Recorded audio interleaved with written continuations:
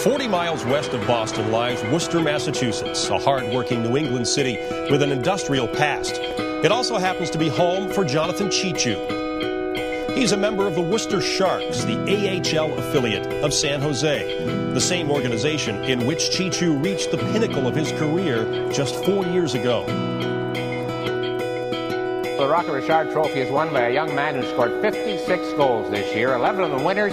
He had 5 hat tricks. In front, Cheechoo shoots, he scores! Cheechoo! Winning the scoring title was pretty cool that year. I can always say I did that, and beat some guys that were pretty good scorers too. So, it was definitely a pretty proud moment for me. I know, my parents and everyone back home were really excited about that as well. His meteoric rise to the top of the NHL was the climax to a storybook tale. Humble beginnings in the remote village of Moose Factory, Ontario, did not stop Jonathan Cheechoo from trying to become the first Cree to make it to the NHL. It was a dream he spoke of at only 12 years of age. Growing up in Moose Factory, my hometown was very hockey-oriented town. Once I decided to play hockey, I had a lot of support.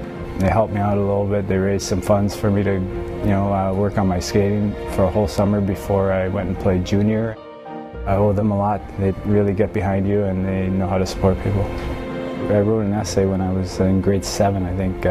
Kind of the premise was, what will you be doing in 10 years? For me, I'd always dreamed of playing hockey, and I used to watch TV too, and growing up, and you'd see California on TV, and I knew they had the team in the Sharks, and I was like, it'd be cool to play for the Sharks someday. For the most part, the main part of the story came true, and 2002, I actually made the Sharks that year, and was able to play, so it goes to show if you dream something can happen.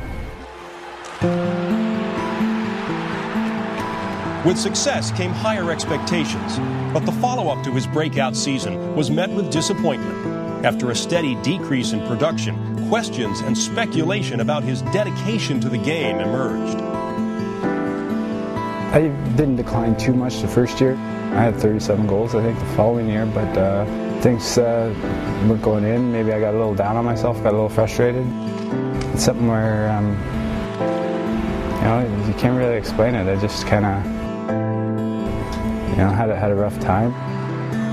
I don't think I got lazy. I worked just as hard. It's just hard to explain one of those things.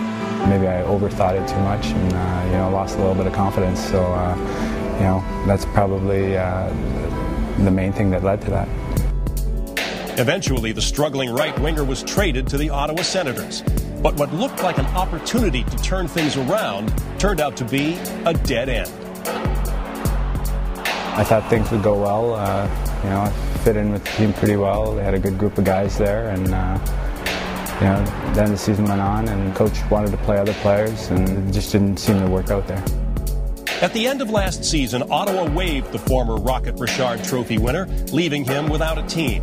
There were some offers to go overseas, but Cheechoo wasn't interested. His dream was still to play in the NHL. At the start of this season, another door opened when the Dallas Stars invited him to training camp for a tryout. I went to Dallas hoping to win a job. Went in there and, I thought I had a good camp. I thought I played well.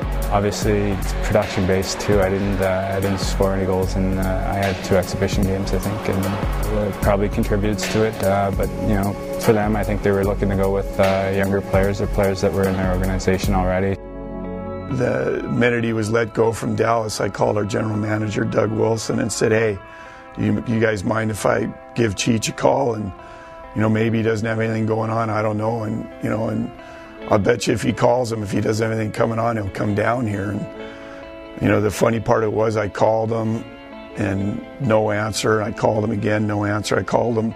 Then I kept leaving a message on his voice. And I said, "I'm going to call you every day till you at least tell me that you're not interested or you're not there." And so finally he calls me back and he goes, "Hey Roy, this is Cheech." And he goes, "Sorry to get back to you, but when I found out I was let go from Dallas, I threw my phone against the wall and it broke, and I didn't have a new phone, so that's why I didn't get back to you in a week." So, he called back and You know, the next day was a Worcester Shark.